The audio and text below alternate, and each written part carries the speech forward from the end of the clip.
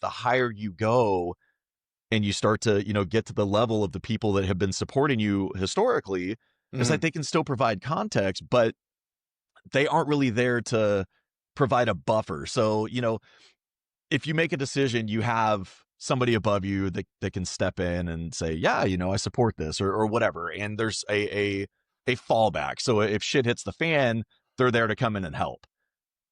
The higher you go, the less that is there. And the bigger the problems, it's like, okay, it's all on me. I don't have the support, even from the Mhm. people that say that, I've got your back. When it really comes to it, it's like, well, you're the face of this department or whatever. It, Yeah. it really is on you. Leading Ain't Easy, the show that cuts through the noise and gets real about leadership. I'm Ryan Calkins, Marine Corps veteran and founder of Reframe and Rise, and I'm here with my good friend and fellow leader, Ernie Epley, founder of Bus Pro Network, as we unpack the highs, lows, and hard-earned lessons of what it actually takes to lead with character in today's world. It's not another highlight reel or fluffy leadership pep talk. We're talking about the stuff most people don't, the doubt, the pressure, the people problems, the pivots, and the personal growth that it demands. Because the truth is, leadership looks good on paper, but in real life, leading ain't easy.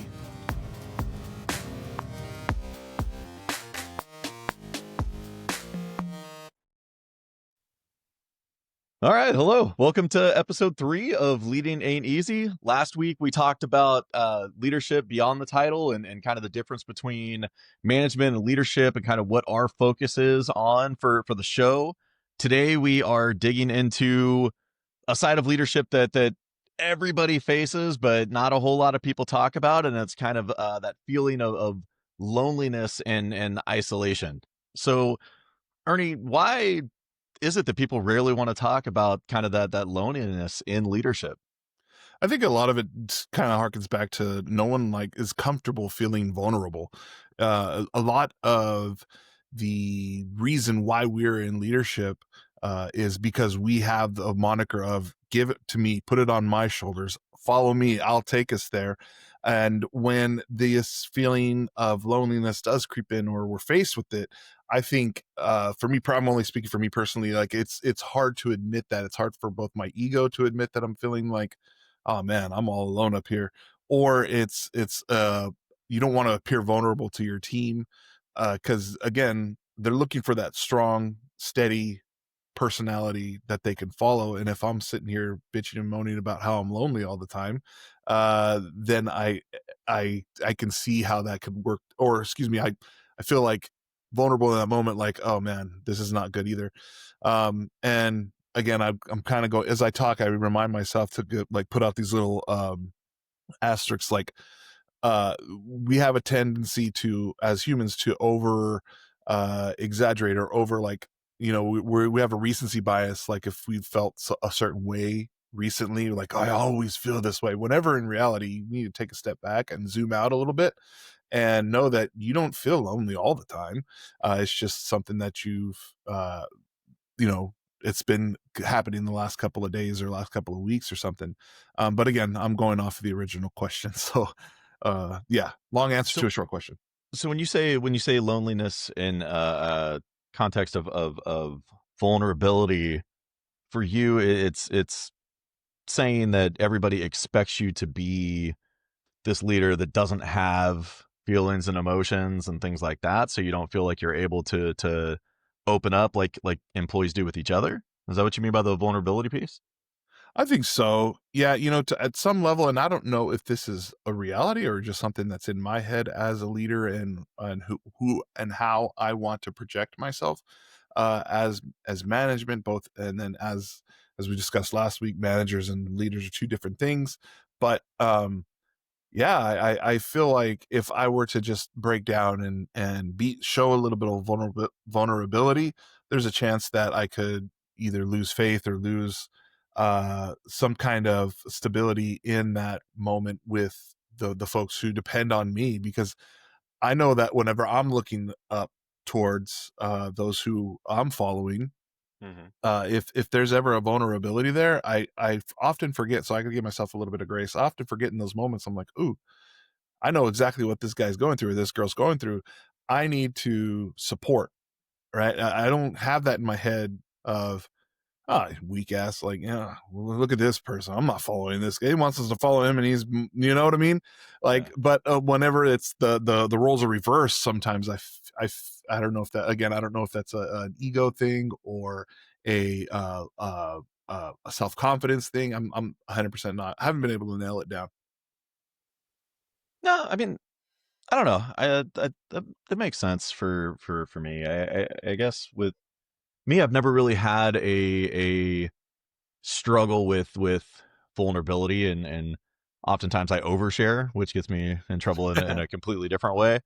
But I don't know. It for me, it's more isolating when I'm put in a position to where, I've developed these relationships with people, and it becomes kind of a family feeling or friend feeling. And then it's like, okay, well, you put me in this position where now I have to, you know, put this Mm-hmm. problem in check, which can be isolating because, like, yeah, you have mentors, you have people that you can reach out to, but it's also this isolating feeling, especially when you reach a certain level to where it's kind of like you are now responsible for everything and everybody looks up to Mm-hmm. you. And beyond the vulnerability piece, it's also like, okay, I can't show favoritism to this person because it Yes. disrupts everything. And it's just a really isolating thing to where it's like all eyes are on you.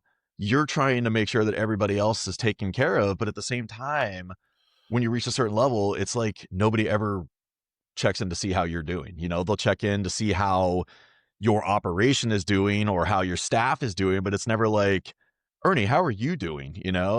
Right.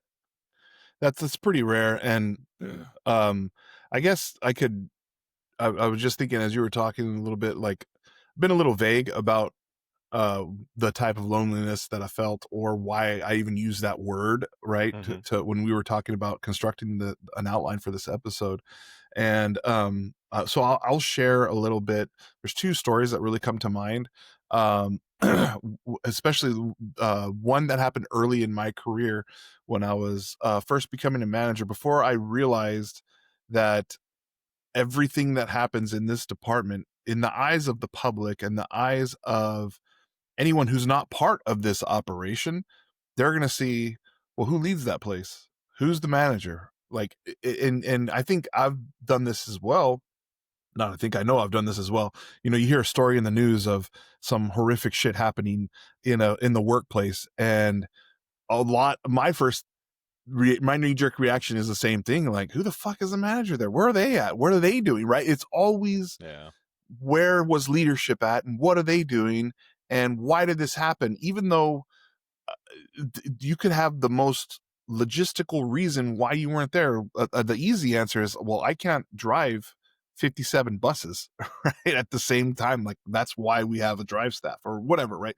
But no matter how rock solid and waterproof your logic is as why this was the result of an employee going off the beaten path and kind of operating outside the scope of their job description or the law, obviously, if it's a safety issue, whatever the case is. I don't want to bog down with details, Mm-hmm. but at the end of the day, it doesn't have to make sense. This is what one of my other mentors told me, is like, it doesn't have to make sense. It just is. Like, you are responsible ultimately for the decisions that those employees make out there. And that's how it is in the eyes of the public. And no matter how rock solid your logic is, it always comes back to, doesn't have to make sense. It just is. And that without getting into specifics, there was something that happened with one of the employees and the public, and it was very embarrassing to have this conversation with the member of the public and say, yeah, this happened, and I'm very sorry.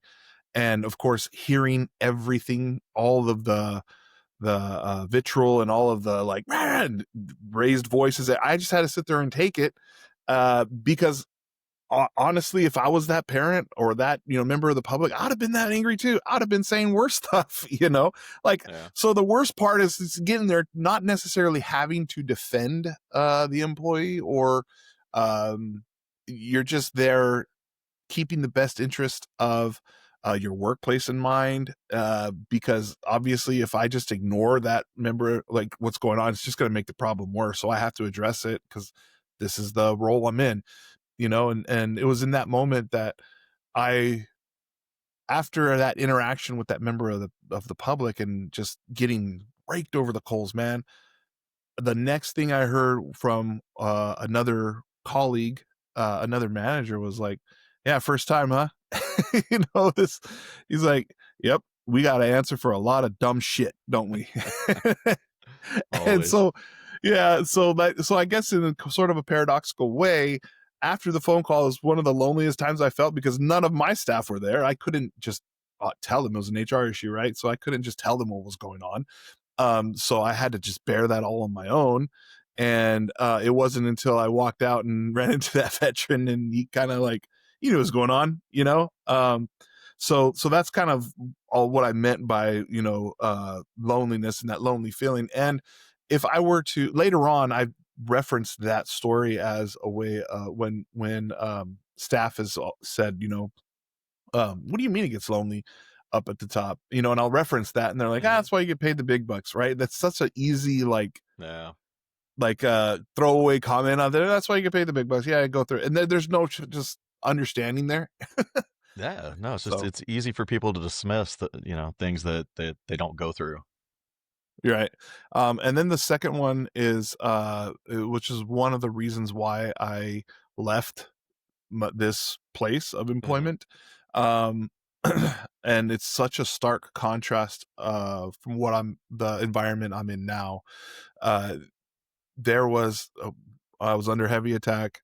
I don't know how else to put it, by the incumbent staff at this location. And again, I've dealt with that before. I've dealt with people liking me, loving me, and I've dealt with people hating me and not liking me. It is what it is. There's just certain individuals who, no matter who or what is leading them, there's just an advert there in their DNA that they hate leadership, they hate management, they hate authority. And to some extent, I grew up a little bit of anti-authority, so I know the root of that, right? But so there's always been that, sort of back and forth with I'm sorry, Ryan, I think someone's at my door. I'm sorry. I don't know if we could pause, but no, man, you bring up a good point. One of my earliest I guess instances of feeling that isolated feeling also is when I got out of the Marine Corps. I went back to school, or to school. I went to college. And when I first started college, I was just one of those people that went to class, went home, and that was it. And then I transferred to San Francisco State, and my girlfriend was like, "Oh, you should, check out a fraternity, and blah blah blah." I'm like, that's not really my thing, But I walked by. There happened to be a guy wearing a Fresno State shirt, so obviously we made eye contact, and we're like, "Hey, Fresno State," whatever. So I signed up the sheet. I ended up signing up, and I went to the event. Next thing I knew, I was getting pinned as part of this fraternity, and it ended up actually being one of the best choices I made in life. And when I joined, obviously having gone through the military before, I was older than most of the people that were already active in the fraternity. And I ended up becoming president of this chapter because I got really invested in the guys that I was with. I wanted to see things be successful. I wanted to help, raise GPAs, help just better our organization all around. And one of the things that I had brought with me that I learned in the military is to, you have your friendships. You always have those people that you connect with on a deeper level. And then you have other people where it's like, man, I fucking wish that they were not part of this organization, but you can't treat them any differently. Yeah. And there was an instance where a couple of guys had, done things outside of our bylaws, and we had trials to bring people up on charges for things that nothing sexual or right. anything else that you hear about in the news of right, egregious, but it was just things that we needed to clean up in house. And sure. One of the guys, was one of my absolute best friends in the fraternity, and I think that he thought walking into it, he was just going to get a slap on the wrist, compared to everybody else. And I gave him the same penalty and treatment that I did for everybody else. And at the end of it, he cursed me out. He's like, "Fuck you, man, blah, blah, blah," and stormed Wow. out. And I'm like, shit, I just lost a friend. Like it sucks. And there's nobody to turn to because I was the head of the chapter. Mhm. And it sucked, man, and I went home feeling like shit. Like, did I do the right thing? Like, was it worth losing a close friend over this, And he came back to me a couple of days later and he's like, "Hey man, you made the right choice. Like, I fucked up. You did the right thing."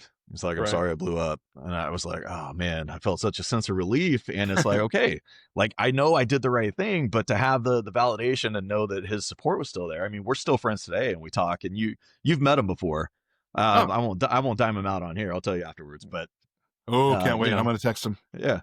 No, he Just was kidding. at our wedding and everything. We still talk Nice. regularly, and he's a guy that I cherish and Good. absolutely love. And it was just one of those situations that I felt so alone because there was nobody that could relate to it, and I was just stuck.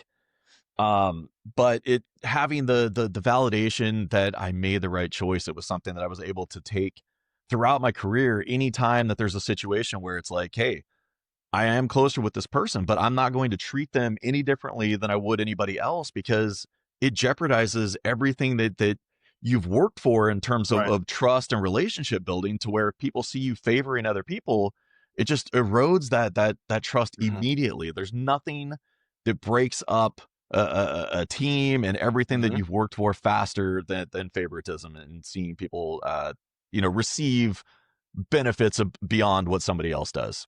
Exactly. I was just about to add to that is you're gonna lose everyone else, and then what? You're Yeah. left with one person on your air quotes team, and then the rest of everybody is just it's gonna create chaos. Yeah, it's just gonna erode the entire fabric of what you're trying to do there operationally. I have a question for you, Ryan. So going through whatever step this person might be on, or our audience, whoever's listening might be on, um, how do managers or team leads or even informal leaders, uh, can you speak to how they may feel this bit of loneliness a bit differently depending on what level of leadership they're at? I think it gets at each level, like obviously you get more responsibility and Sure. things start to fall more on your shoulders. You become responsible for more than just things. You become responsible for people and being the person that others rely on in that moment. It's the higher you go, the less support from above you get. So Mm, when you're like an yeah. early manager or an early leader, it's like you have people in your corner that are trying to bring you up. And it's like you make these decisions, but they're not as isolating. You start to get that feeling like, oh man, like I'm in a tough spot, but you have people there to really coach you through it and advise you because they've been there before. And the higher you go and you start to, get to the level of the people that have been supporting you historically, it's like Mhm. they can still provide context, but they aren't really there to provide a buffer. So, if you make a decision, you have somebody above you that can step in and say, yeah, I support this or whatever. And there's a fallback. So if shit hits the fan, they're there to come in and help. The higher you go, the less that is there. And the bigger the problems, it's like, okay, it's all on me. I don't have the support, even from the Mhm. people that say that, I've got your back. When it really comes to it, it's like, well, you're the face of this department or whatever. It, Yeah. it really is on you. Yeah. Um, So I'm sorry, because no, no, no. there's a potential pitfall there that I want to throw out there to any aspiring leaders that you kind of reminded me about. On your way up the ladder, so to speak, as you make your way through maybe an informal leader, then a lead, supervisor, manager, whatever steps your organization calls those titles. Um, I almost fell into this as I was at the supervisor level right before, maybe a regional manager or something like that, or more, I fell into the trap of if there was something that was difficult for me or something that didn't necessarily require upper management's decision making or it should have been something I had on my plate. I would spin it in a way to where I would be like, I don't want to make this decision, so I'm going to throw this up the chain, right? Shoot this up the ladder a little bit, and I'm going to spin it in a way that makes sense for everybody, so where it's not going to be questions, right? Right. So uh, I would do this a lot early in my management career, and the director I had above me at the time one time said, "Hey, you know what? I don't mind stepping in. As a matter of fact, I love supporting you. I love supporting what you're doing." He said, "But every time you do this, you're cutting yourself off at the knees. You're taking away the he didn't use the word responsibility, that's ultimately what it was though, Right. was but he's like, you're taking away your authority or your ability to lead this team by just throwing it all on me and saying, hey, Martin said to do this, whenever you should say, oh, I said his name. I guess it doesn't matter. Um, he's like, you should say, hey, this is the decision that our team has made. And then you could check in with me later because I've already established that trust that you're going to make the right call here. Right. And so just a warning there to avoid a potential pitfall when you're in middle management, to throw everything on upper management, especially when it's uncomfortable topics, especially when it's something that you're going into it thinking, oh shit, man, I don't want to talk about this. They're going to hate this. They're not going to like this. It's a change of what we've been doing, right? No one likes change, myself included. And so I'm going to have to field all the uncomfortable questions and all the what for and why, when I could easily just go, hey, talk to Martin, or I said his name Yeah. again. Yeah. No, that's a good point. I also want to bring up the other end of the spectrum. I used to take I had no fear in terms of making decisions and Mm, taking the brunt of it. And when people would screw up behind me or under me, uh, I would say, it was my fault. I didn't provide the training or I didn't do this. And then I would go back to them and counsel instead of saying, oh, well, John Flanagan screwed up, it's on him. I'll correct it, whatever. I would yeah. take the blame. And as my career, progressed, some of the feedback that I got is that, you exhibit great leadership skills, you do this, you do that. But when you do that, you also, by not filling us in on what's really going on, it makes you look like you're not a good employee. Like you have the leadership Mm, potential, but you aren't effective sometimes. yes. And Mm, being able to take that and work it to where I'm providing enough information to give contextual background, but also saying that I will take it up versus where, like in the military, we were taught to keep everything in house. mm, You don't have to let your superiors know every single detail. It's you take care of your own, fix your shit, and correct it. And that's the mindset that I've taken through school, through my entire career. And it's another kind of pitfall that you want to be conscious of, is that you don't want to throw your people under the bus. You want them to feel like you have their back and they're supported, but you also have to provide enough context to show that you are doing your job and you're doing it effectively, to where you're not jumping on the grenade for everybody else unnecessarily, if that makes sense.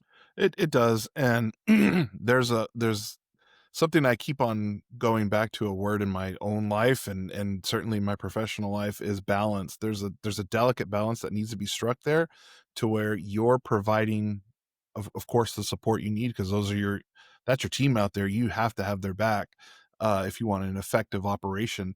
And then secondly, of not over supporting and not helicoptering the situation and micromanaging. Yeah. One thing that I've always said, especially when I've to come into a new department or a new place where I'm the FNG, right? I'm the new face around, and I happen to be the leader of the place, and I'm just now getting to know these people. One thing I've always led with is saying, like, one of the I'll say, look, like, I'm loyal to a fault. I will fight for you. I will have your back, and I'm not asking you to believe me. All I'm asking you to do is to give me a chance to show it. But what I will say, one caveat to this, is do not put me in a position where I cannot defend you, because I will. If you operate outside that scope of what you're allowed to do and what you're directed to do, once you step out of that line, I can't help you anymore. So if you've made a decision, a poor decision, safety related, and you have hurt somebody, I can't defend you anymore. All I can say is this person was trained to do a proper pre-trip in the morning. They did not do a pre-trip. Their tire blew out and now they've hurt somebody, right? That's just the common example go-to. But the the point I'm trying to make here is, if something happens that's outside of your control, then I'm going to be there to the end saying this person did exactly everything they did according to the book, and it should not be at their feet. This is just, XYZ something else. But again, I'm talking too much, but just a caveat to that is, don't put me in a spot where I can't have your back. Otherwise I got you, and let me prove it to you. Yeah, no, I'm just really glad you had a point. I'll get there eventually. We will Nah, get I'm there just kidding. eventually. So I'm gonna go on. I have another question for you. Have you ever Sure. made it worse by building walls? I know I have, and I have something in mind, but I'll let you go first. No, I have. I think one of the it kind of is part of what I just shared in terms of Mhm. building kind of a wall around my team in order to protect them. It's kind of like taking the brunt of everything, which I still think people should do.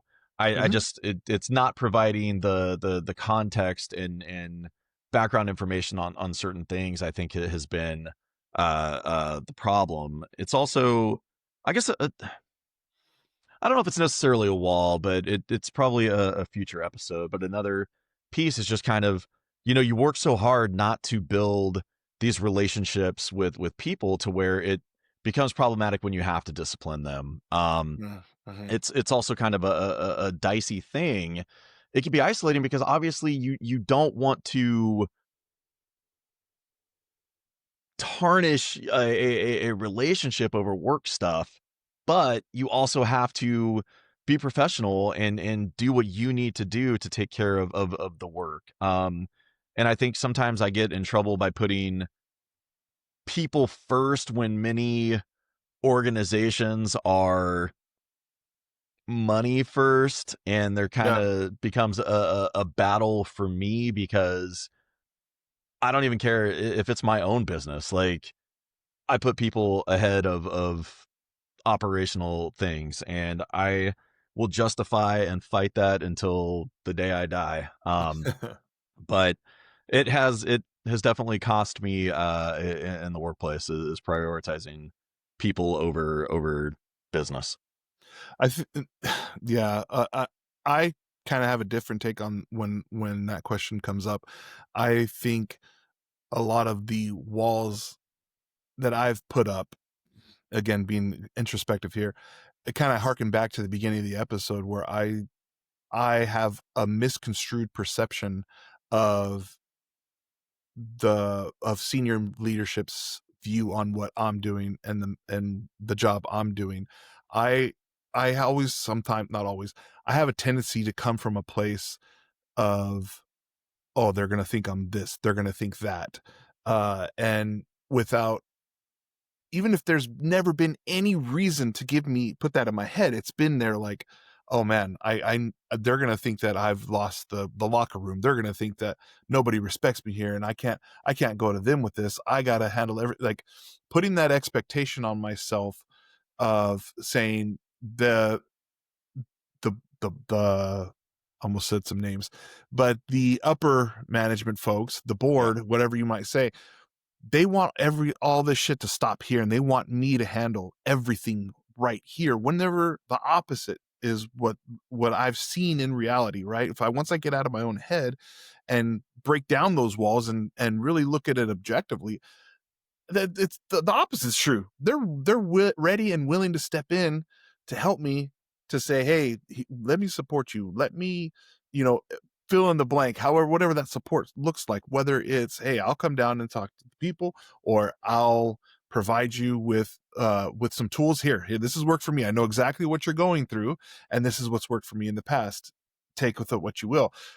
So a lot of the walls that I've built up in these situations to make me feel lonely, a lot of times they're self-inflicted. They're based on a reality that's only exists in my head, and um I'm not taking a step back and looking at things for what they truly are in the moment.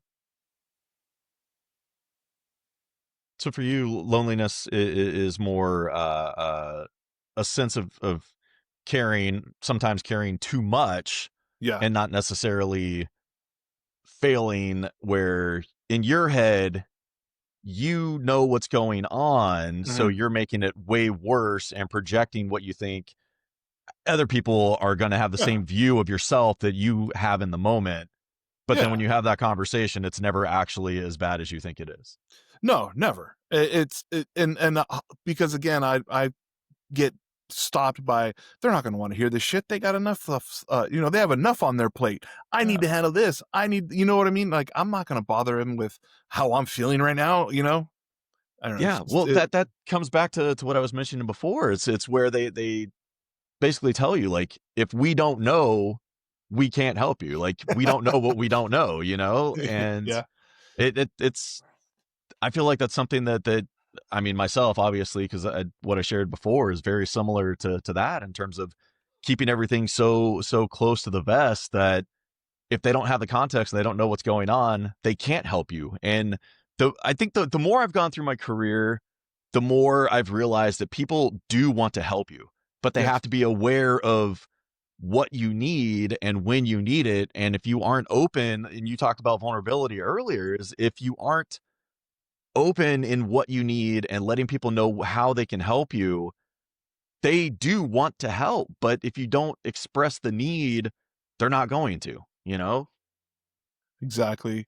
And another thing that's helped me kind of reconnect and understand that, hey, I got this, is honestly this podcast. I know we had a conversation on the phone a couple of days back where I was saying, hey, in the 2 episodes that we've done, in at least one of them, the other one I was feeling kind of okay, but at least one of them I was feeling down, man. I almost texted you and said, Ryan, I don't think I could do this today, but I don't know how much I have to give, because whatever. And man, this connection that you and I have just made just in this conversation that we just so happen to be releasing to the public, it's something that has really rejuvenated me. It's made me feel like, oh man, that's helped me combat the loneliness we're talking about. And even if it's just expressing challenges that we've faced, whether it's the difference between managing and leading, or our first topic, it's slipping my mind. What was our first topic? It was imposter syndrome. Imposter syndrome. Thank you. And Yeah. whatever these topics are and then we're talking about loneliness today, like talking through these, I've had a way of not only bouncing this off of you and hearing what's coming back from you, it's also opened up my mind and opened up like, this is another tactic or another sort of area that I could just start to tear down these walls and understand that I'm not alone. I'm not as alone as I think I am sometimes. And if this helps anybody, that's where I think I would start if I was answering anybody's question of how to defeat this loneliness, how to cope with it. What do we do? Just know that reach out to your area of support, whether it's a mentor, whether it's a peer, and understand that at times you're gonna have to feel a little bit vulnerable, right? So make that selection wisely, and understand that you might have to take down some boundaries, and once you do, you're going to be really surprised on how much people were. It wasn't like you thought. They're there to help, and it just takes a little bit of checking your ego in at the door and saying, look, I need some help. I can't do this.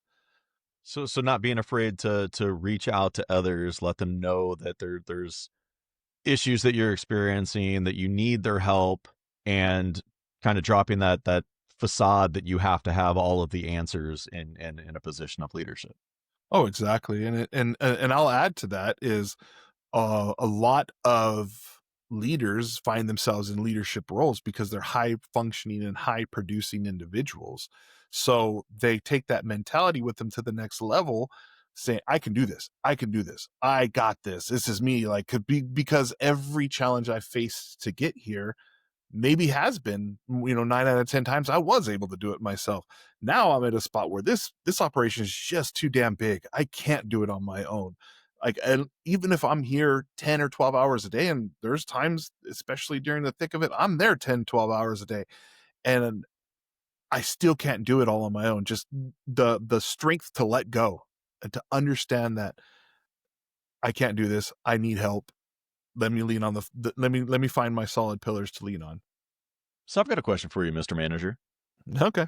How can teams help their leaders? How could your team help you feel less isolated, as well as all the effort you put into yourself? Buying me a sandwich is a good start. Getting me a taco. No, although I would not be, I would not reject any tacos. No, just being Johnny on the spot, being someone who you don't even have to say it. Like, I know I can name them right now. I'm not going to, but I can name 5 or 6 people that I know hey, there's this last minute stuff. I know my heavy hitters, right? Mhm. I know the people that just more of that, more of showing a willingness of a team first mentality, not just, well, this wasn't me and I'm going to do mine and I'm just going home. We have enough of that. That's fine too. I get it. Um, I'm not necessarily knocking that, but to help other, like, and if you're not sure, just keep doing what you're doing and go up and ask, hey, how can I support you, man? I honestly have said that to my leadership, my current role. Hey, I'm telling you right now, I'm a dog. I'm a loyal dog. You tell me jump, I'm going to say how high. You tell me to stand on my head, I'm going to ask how long. Like, I'm not going to question you. Let me know how I can help you. I'm here to support you. Give me And $50. yeah, I got you. All right, Venmo. sweet. Thank you. It hasn't come through yet. No, dude, that's solid. I think in terms of people out there, it's if you could help us and let us know when you've had a sense of feeling alone while leading, kind of, be able to share your own stories or any additional questions, or even provide advice for other listeners, or Yeah, even spawn ideas for us for future episodes. We'd love to read it. absolutely. And one of the things I want to, if we're at the point where, um, I want to give a good example, and we could cut this story if you want, Ryan, and then No, we go could. ahead. Okay. No. So back in a former role, I had taken on a lot of criticism and a lot of negative feedback, and I I felt, very attacked, very like, oh, hold on, this is not something that I can handle on my own. So it shot it up the chain. Hey, um, look, this is what's being said. I have a sneaking suspicion it's because I am holding them accountable for no call, no shows, and not showing up, like all this terrible behavior. Um, because what they're saying just isn't true. There's no substance to it. Um, and what I got was, have you tried buying them donuts? I was like, wait, what? These people are talking about slashing my tires, literally telling me that they've got cousins and homies. They're going to show up. They know where I live. Like, it got to that level. And you think a maple bar is going to fucking fix this? Are you kidding me? And it was very dismissive. And I'm not saying that I'm not knocking donuts because I like donuts. I'm just saying that the manner it was very dismissive. Like, yeah, try and buying them donuts.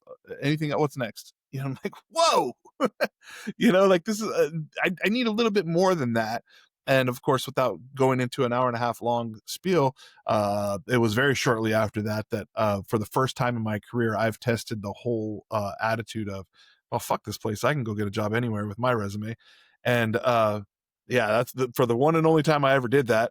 I won't do it again because it was very stressful. To smash cut to where I am today, where again, I don't want to just give too much specifics because I'm in an active work environment, but it's the polar opposite of that.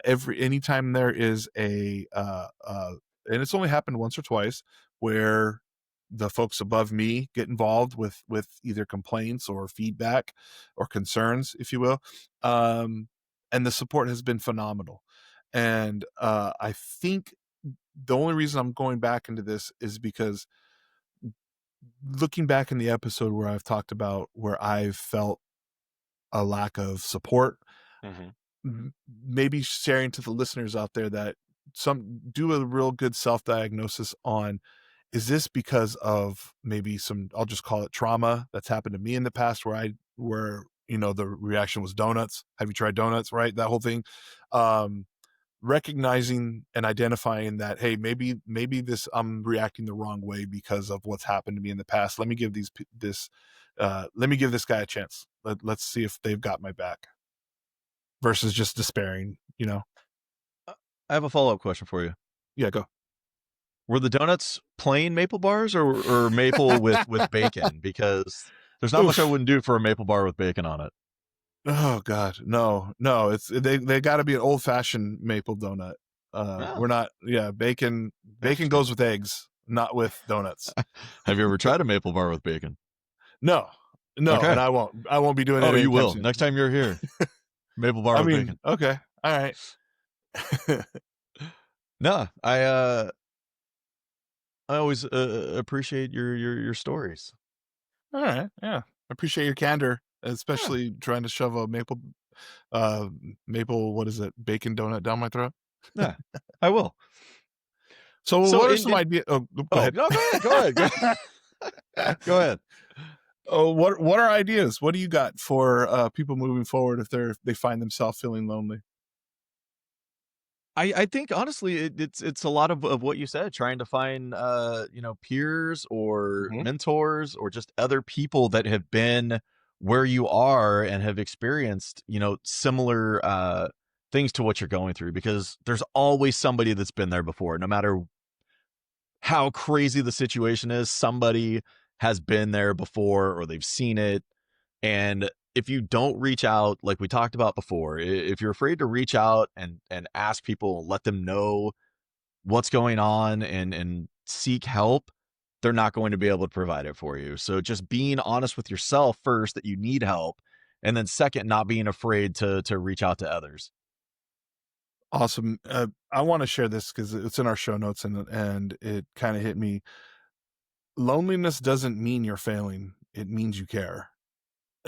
So much in my industry, and not necessarily just transportation, but I've seen this a lot, and it's one of the most tragic things as an outsider looking in, or as someone who it is when leadership stops caring. God, that is so devastating. That is so devastating. And I've said too, not to go off on a, here we go again, rabbit trail, Ernie.